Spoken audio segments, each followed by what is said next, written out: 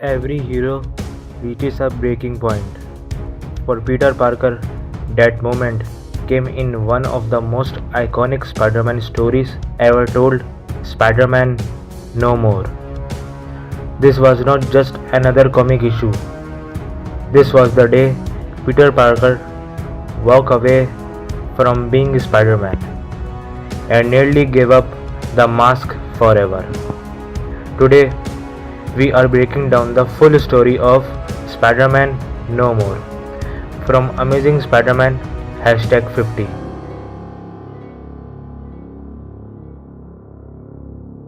In the late 1960s, Peter Parker's life was a mess. Being Spider Man was not bringing him happiness, it was destroying his personal life.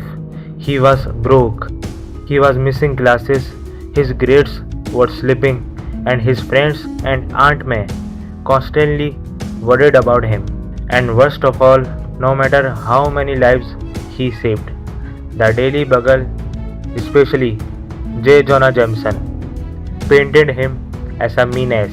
The city hated Spider Man, and Peter started to wonder if it was worth it anymore.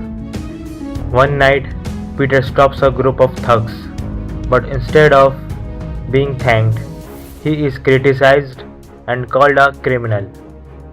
Then, when he visits Aunt May, he sees how much constant stress is hurting her health. She is pale, worried, and fearful of losing him, and Peter feels like his double life is to blame. It all builds up inside of him until finally Peter makes a decision that shocks readers to this day. He walks into an alley, takes off his Spider Man costume, and throws it in the trash can. That single image of Spider Man's costume lying in the garbage is one of the most famous panels in the comic book history. It is the moment Peter Parker says, I quit. For the first time in years, Peter tries to live a normal life. He focuses on being a student, spending time with Gwen Stacy, and looking after Aunt May. He feels lighter, more free, like the weight of the world has been lifted off his shoulders. Meanwhile, the Spider Man costume is found by a random man and turned into the Daily Bugle. Jonah Jameson can't believe it of his life. But while Peter is enjoying peace, New York City is suffering. With Spider Man gone, crime skyrockets. A powerful mob boss known as the Kingpin begins to take control of New York's underworld. Gang violence, robberies, and chaos spread through the city. And Peter, even without the costume, can't ignore it. Every time he sees someone in danger, every time he hears about another crime, his conscience burns.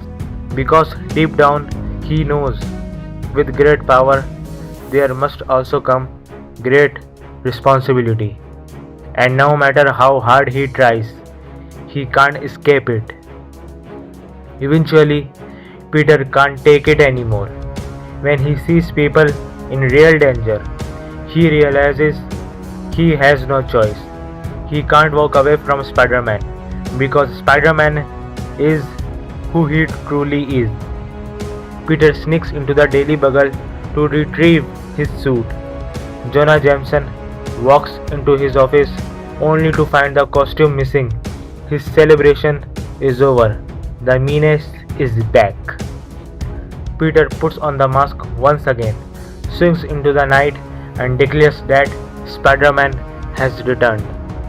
And just in time, because the Kingpin has officially arrived in New York, setting up one of Spider Man's greatest rivalries.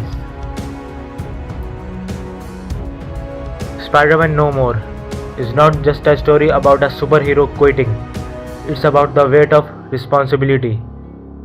Peter Parker learned that he could never escape being Spider Man because the world needs him, and more importantly, because he needs Spider Man too.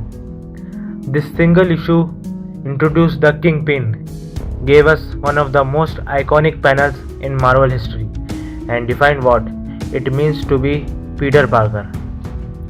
So let me ask you this. If you were in Peter's shoes, would you give up the mask or keep fighting no matter the cost?